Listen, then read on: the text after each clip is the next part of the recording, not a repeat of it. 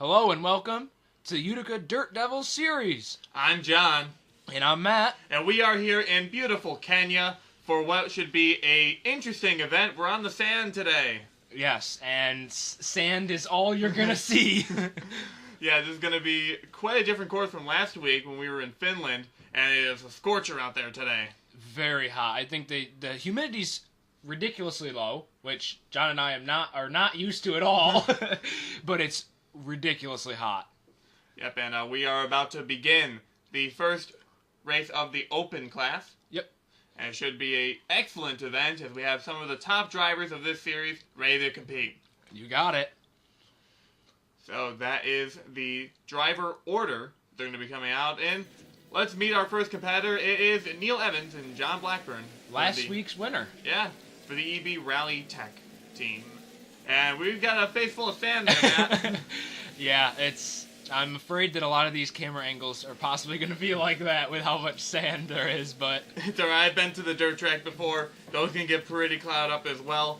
But tell us a little bit more about this racetrack. What these kind of drivers are going to be going through?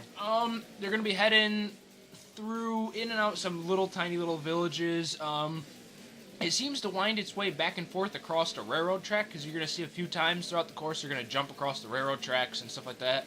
But it's a faster course, I guess you could say, because it's a little bit wider than the one in Finland was.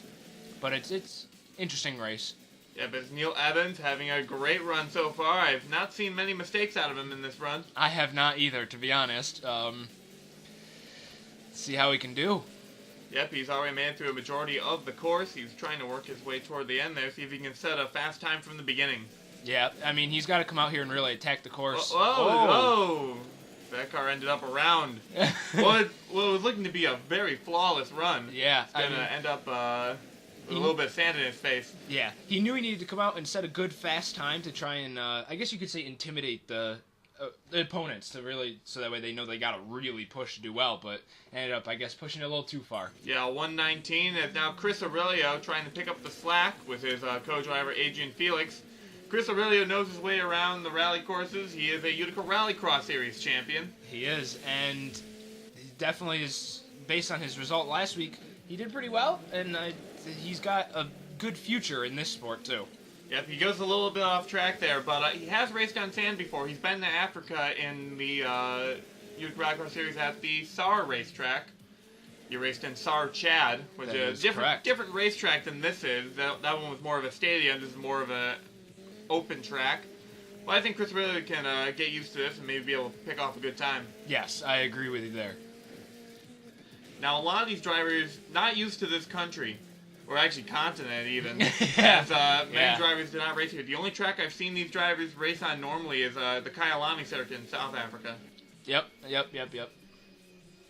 here we go. Very different scenery and environment from what we're used to in most of our courses or throughout Europe and in the United States. So very different for all these drivers to make their way all the way to Africa. Yep, as we're heading toward the end of this lap, he's going to be going past that, I believe, what was that, the end of this label, the elephant grid or something? Yeah, elephant grid. So he crosses the elephant grid, and that's going to be the top time, a 1:18.188. You picked that up, and I didn't even. So what are we looking at here, Matt? This absolutely beautiful, perfect turn by Chris Aurelio right here. And lens flare to boot. What? The lens flare making it even look more majestic. Yeah, it does. See Chris Aurelio ending off this great run, crossing the line. He's going to take the top spot. Neal Evans is going to fall down the second. He'll have to try and pick it up in the next segment. Yep. Next up, Momo Makari and Eric Enrage for Enrage Motorsport. It's such a good racing name. So good. Yeah, I love that team. They got a great roster of drivers. Mostly run out of Japan, but also has their American chapters. Eric Enrage is the owner. But giving a lot of drivers in Japan a chance to race in the States and in other places where they may not normally go. Yep, and it's good. They're going to broaden the view of Japanese racing drivers, I guess, and just bring them everywhere, and they might get into different kinds of series and stuff. Yep, they're a little more than just Tokyo Drift. Yeah. But Momo Makari, a rookie driver to a lot of these circuits, but just starting out in many different series, especially a couple of the Utica franchise series. And having a good run so far. yeah, he seems like he's got a promising future. She. You made the did same it again. mistake again. Did it again. Good thing Joshua Michaels isn't here, else he would have yelled at you. Yeah. No, but she has a very promising future. That's why you got to meet these drivers before we start. I do. Oh. You just come out of your trailer blind and just walk up here with a hangover and just wait to see what happens on track. Now I'm Racing is more than Post-it notes. You've embarrassed me now. Nah. Momo crosses the elephant grid. A 118, 182. That just barely is going to beat it. Yeah, that puts her in the top. That's great. Let's go look at some cinematic replays of this event. Look at this. Another beautiful. These drivers are really picking up the hang of these cars really, really quick. I bet Chris Aurelio is a little burned by that because Chris Aurelio was on the opposite of that when he beat Tyler Benoit by a small bit in Hong Kong. Yep. Now we have Robert Piet and his co-driver Sona Kors. Yep, Robert Piet, quite the road racer, known as the Flying Dutchman. Let's see if he can fly toward a victory in today's event. So here he is. Moving right along. I mean, he's got they're fun. These little Fiestas are fast. They just look fast. I think it's because they're so small compared to the other cars, but moving right along. Yeah, Robert Piet having a great run so far. Not many mistakes that I can see. No, so far none that I've noticed anyway. Now, if you notice, Chris Aurelio, when he ran his lap, he made a small mistake in his. So I think it's still possible to take this top time away. Yeah, I mean, and I'm sure that because of how close the difference was between Momo Okari and Chris Aurelio, that's got to be the only reason that Momo Okari beat him was just because Chris made that tiny little mistake, and Momo's run was just as good minus that mistake. Yep, as Robert Piet works his way through that hairpin turn, working his way across this straightaway, and we're getting close to the end of this. Passes by that small lake, though. Hopefully none of our drivers will end up in it. I know, that'd be awful. Oh, must have done something. Broke his windshield there, it looks like. Looks like it was shattered. There's a lot of rocks out on this track. They can get kicked up, land in the wind, though. That must be all it was. And a 118, 211, and that is actually going to be third place. So yeah, looks just like behind. Hit his marks, but just wasn't fast enough. Just not quite. Yep. Now we have Andy Thomas and Zachary Fitzwater in the Garmin machine, seeing if they can take over the top spot. Now, Andy Thomas, I want to mention, has done very well in the Utica Home Track Series. She's currently one of the top rookies in the field, but that's a completely different form of racing. But she did come out and win the first ever stage of the Utica Dirt Devil Series, too. So she's got a future ahead of her.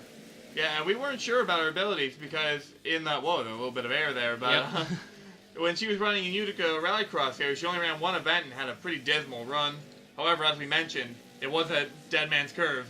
Yeah. Which is one of the most difficult tracks I've ever seen. You can't really base someone's skill off of how they do at Dead Man's Curve. I feel like a lot of that is also based on luck. Yeah, Thomas decides to take out a bit of the signage on the side of the track and continue her way. I don't think this is going to be the fastest time, in my opinion. I don't think so either. I mean, she looks very quick, but it's just not flawless like some of these other ones have been. Yeah, a lot of mistakes here.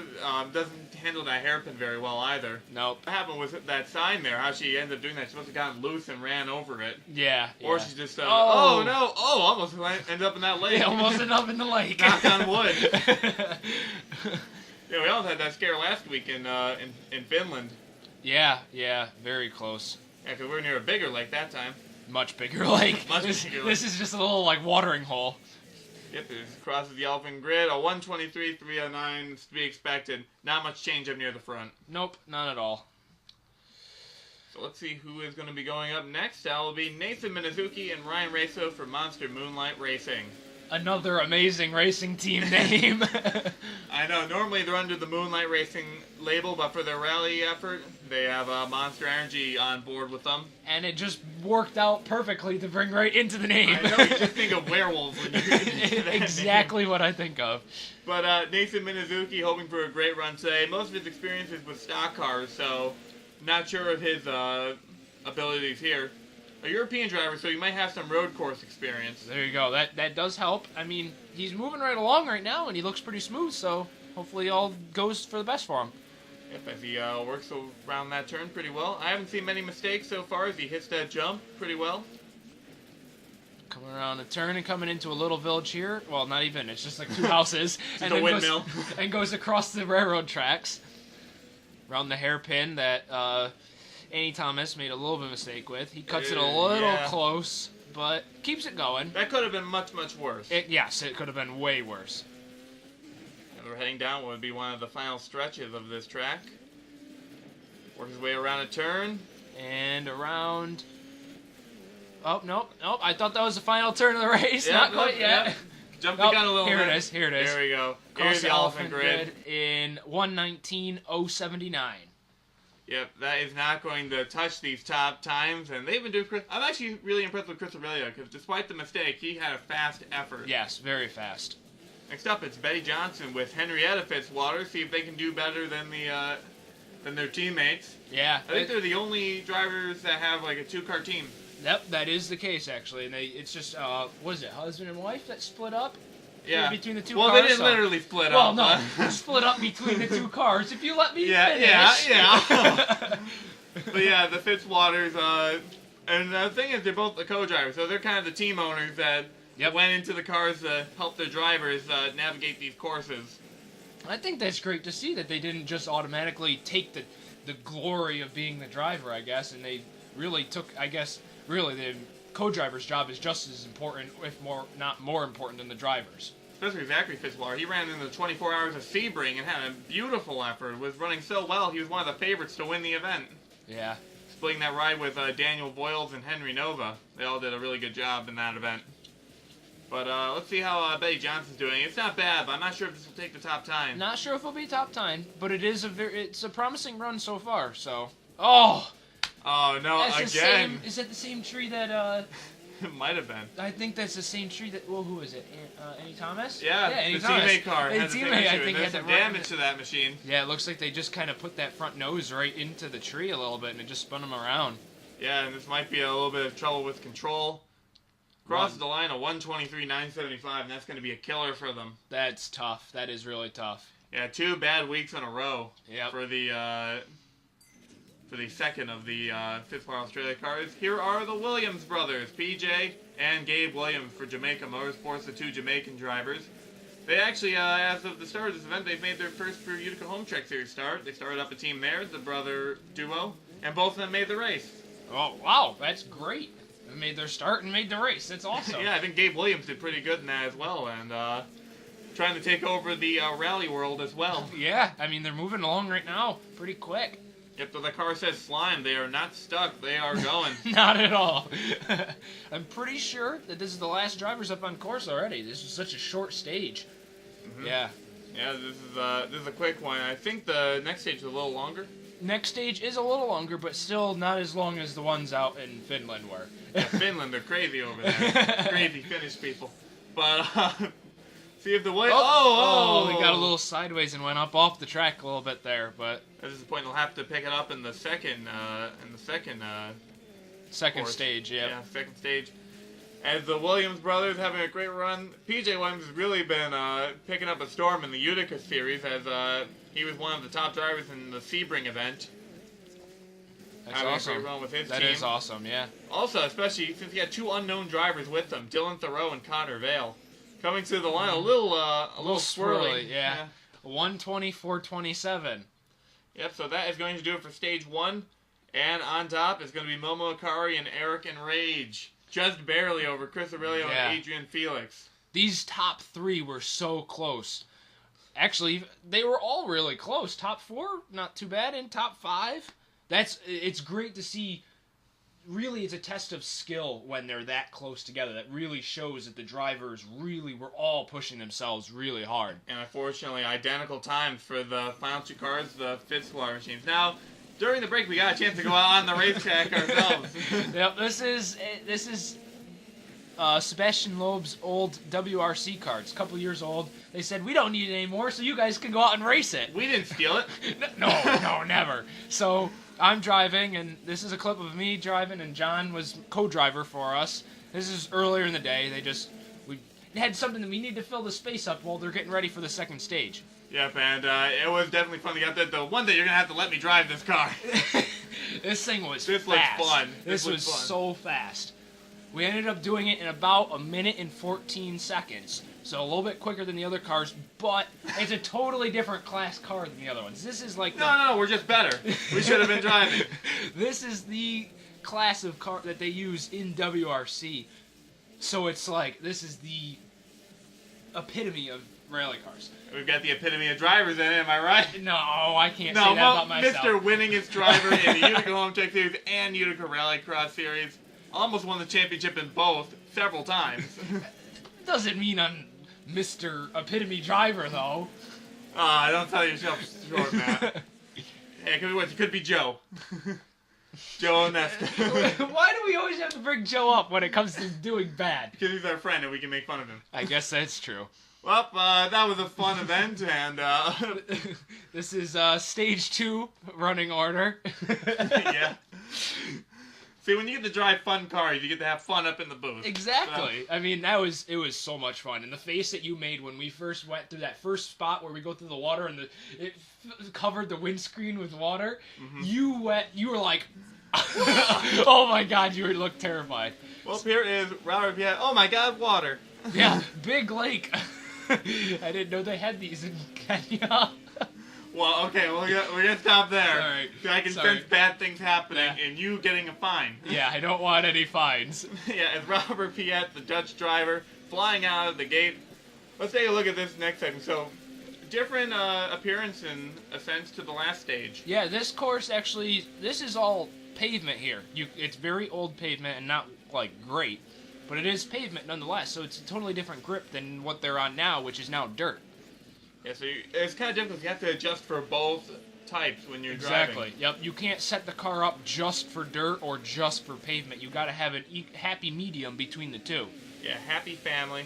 As as Robert Piet really showing his racing prowess on there, and I can sense he did really well at the paved portion because he's good at those types of tracks. Exactly. I mean, if any kind of road course experience, as soon as you're on anything paved in this, it's gonna feel natural to you.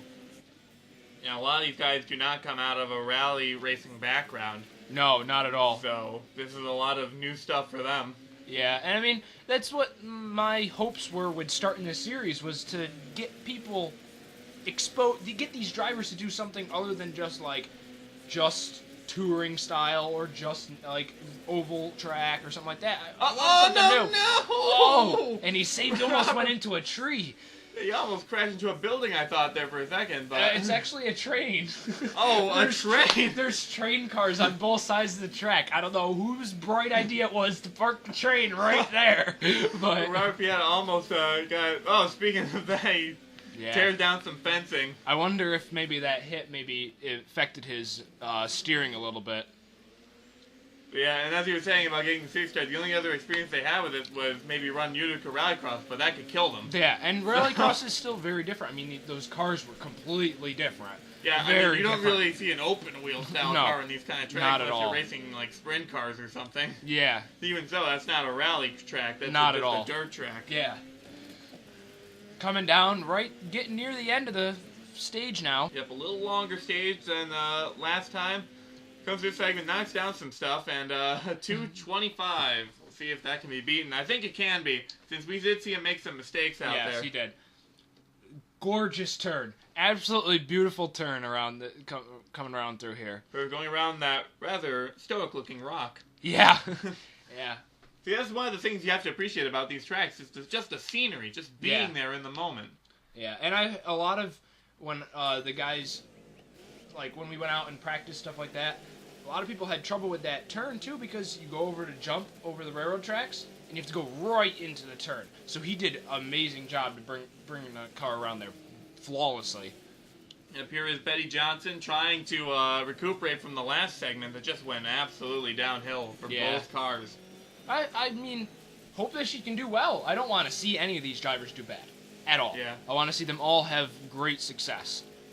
And Betty Johnson almost got a shot at a Utica Home Track Series ride, but the team closed down just after her first attempt. She failed to qualify since they have huge fields in that series. Oh, so it's a shame for them. The fields are crazy. I can't even qualify for races. I know, this guy, Mr. Elite Driver, can't qualify for these races. Yeah. It's a good thing I've made most of them so far. That is good. So I failed to qualify for Darlington. So I'm not flawless, as you can tell by my previous seasons. And not just Utica Hole, but also Rallycross. Yeah. But Benny Johnson, having a great effort so far. I haven't seen too many errors. I don't think I've seen really any major blunders. Maybe some minor ones that kind of hard to pick up on camera, but I think if she just keeps hitting her marks, she might be able to beat Robert Piet, who had a great beginning to this segment. Yeah. It just all started to unwind near the end. Yeah, so let's see how...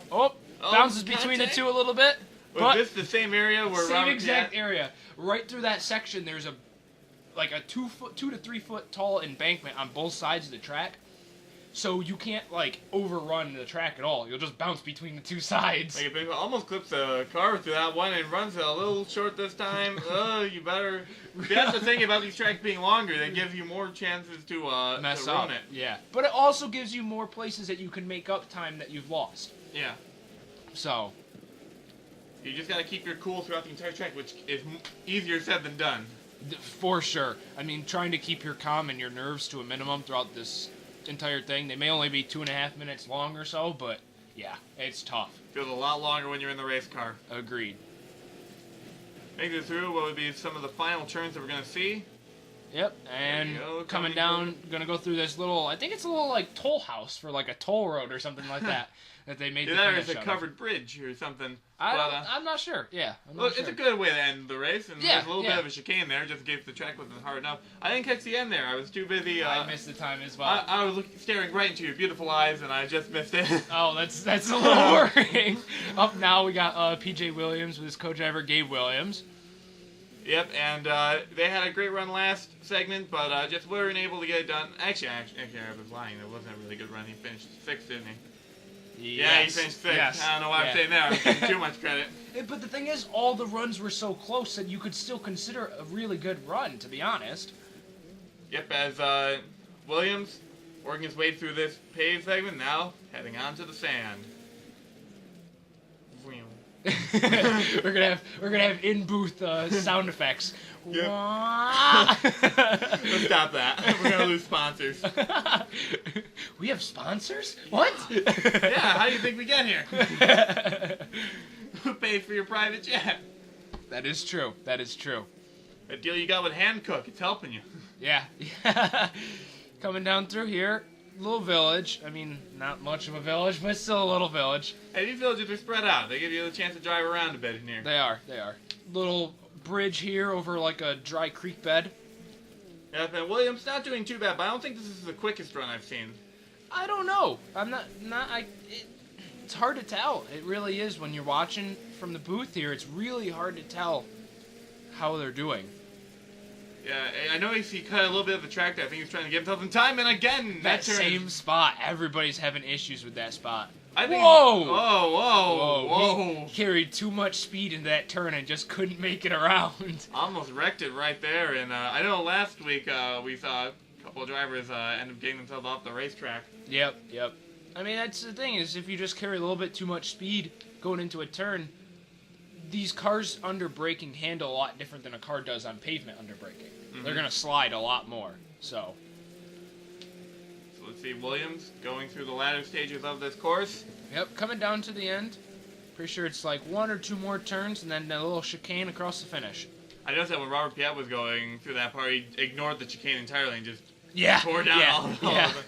I think chicane's what chicanes. The biggest reason that chicane's there is we put it there because there's a kind of a mud pit right there, so we didn't know if drivers would want to go through it, but I guess, if you're going to just go likes to get down and dirty. And it looks like, okay, so Johnson did take the time there, but look at that. The Williams brothers on top. Yep.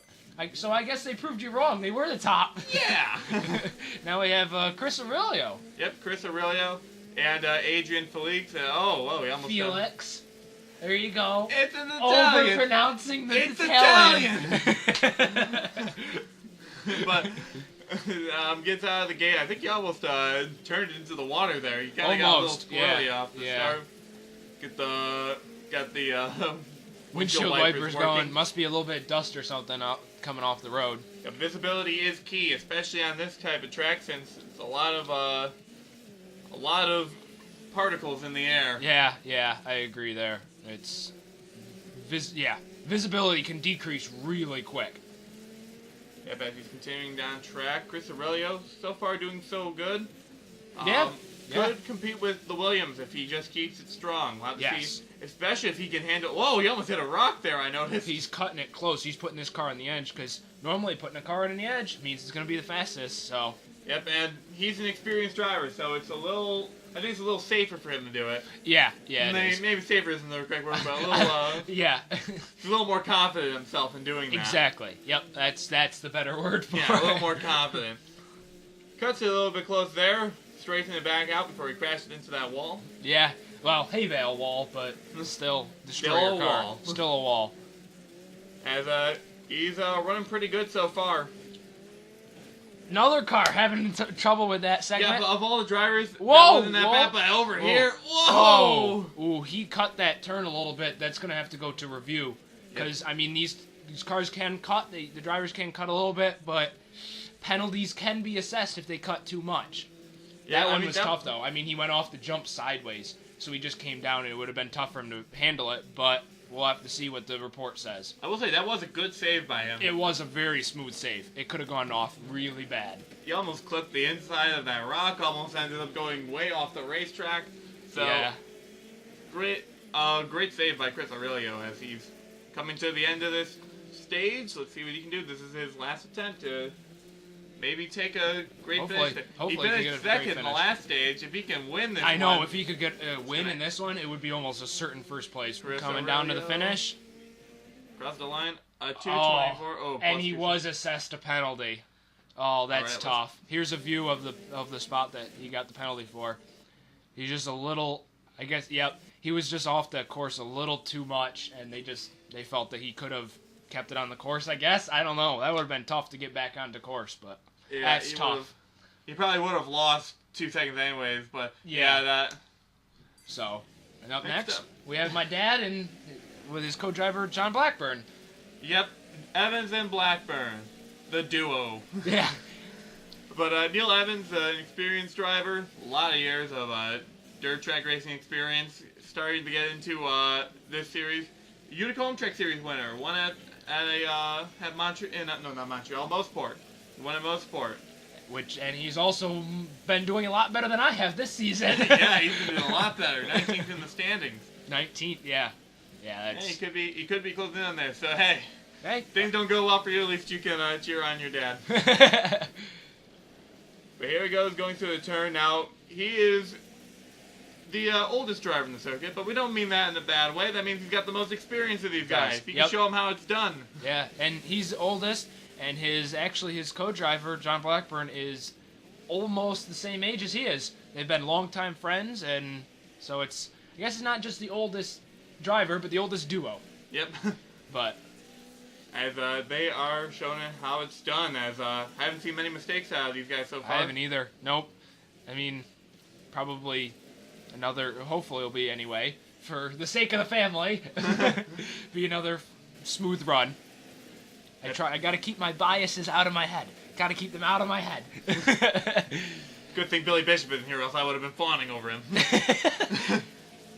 First car to make it through that section. That was a tough section.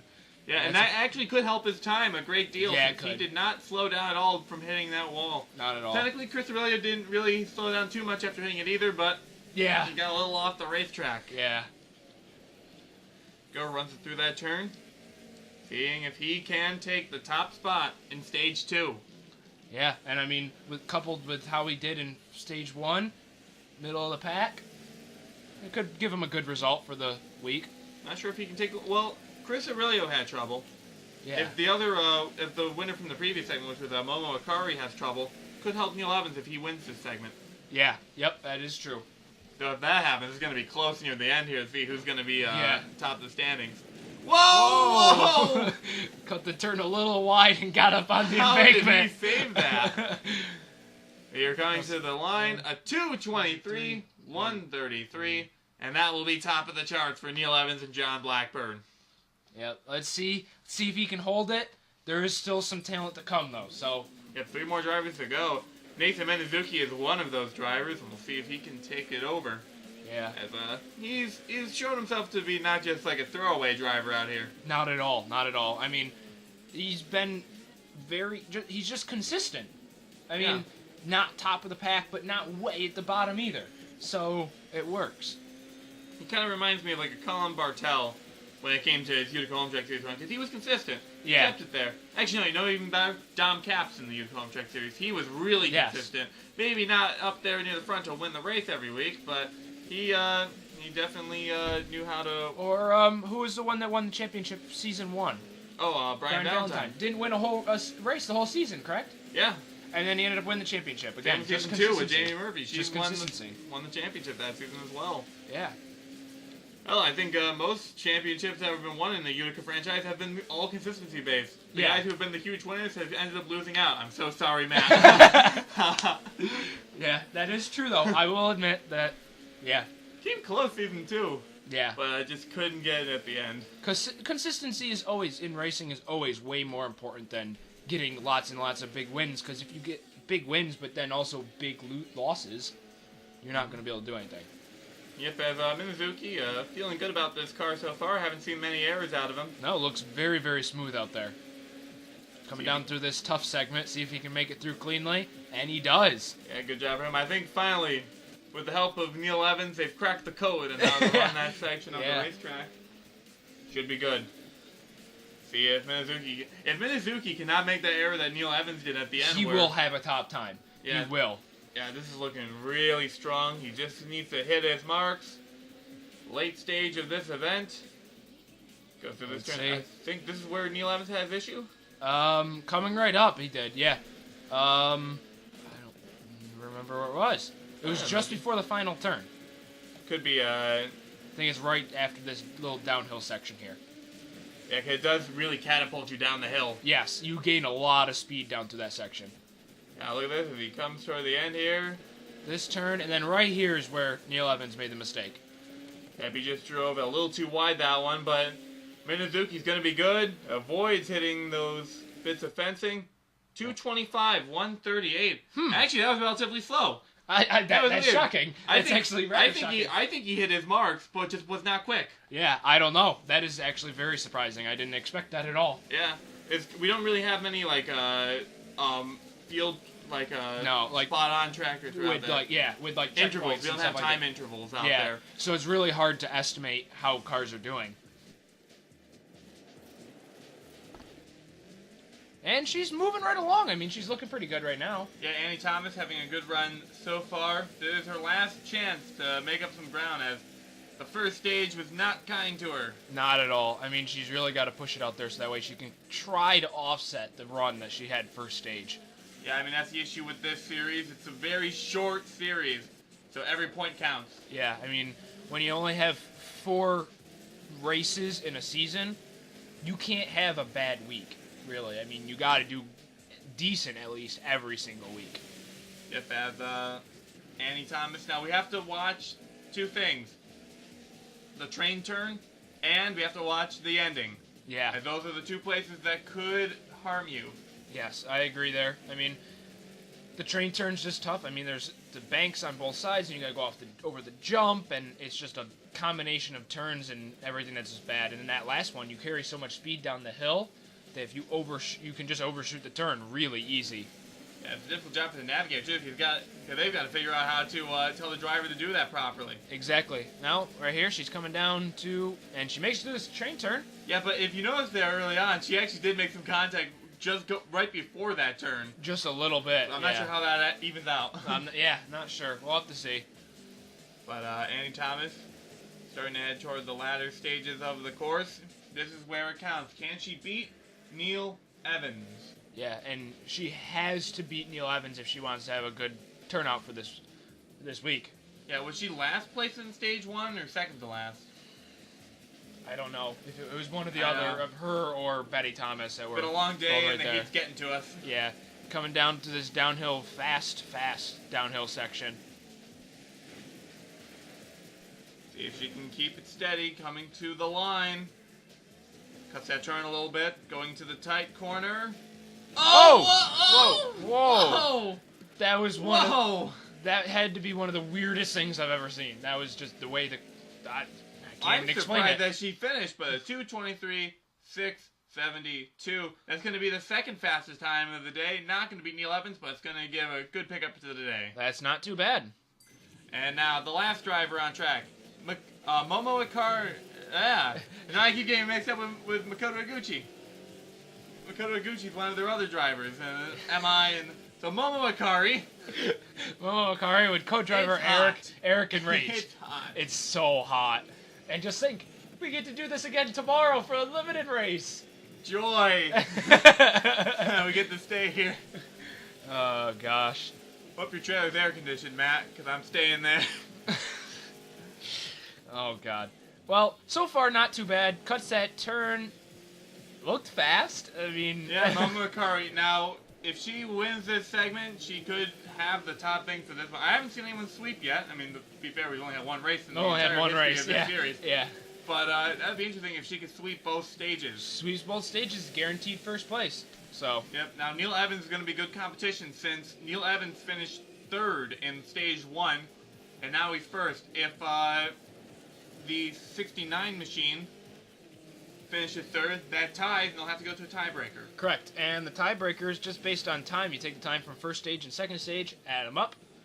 Faster time gets the higher position out of the two cars. Oh no! It looks like we won't be going to a tie. Nope, She's gone off the racetrack. No, that's tough. That's got to be heartbreaking. Yeah, Momo Ikari, who had such a great stage 1, looks like things are going to start to fall apart a little bit on stage 2. So let's see if she can handle the train turn, maybe pick something up. No! Nope. That's going to be... Ouch. Oh, no, spins it out into the grass. This is going to be even worse for Momo Ikari. This could be the slowest run of stage 2. It very well could be. Started from the top, and now she's here. Yeah. That's tough. Oh, gosh. I think we lost sponsors because I said that. Yeah, yep. Lost fans and sponsors. People are turning off their TVs, throwing their computers out windows. So Drake's happy. You done messed up now, John. Of course, so I did earlier, too, so... At least Drake's happy. Yeah, yeah. But Momo Ikari, the 69, this is not looking good. I think something's messed up in that 69 machine. Yeah, it looks like it's wobbling around a little bit. I don't know.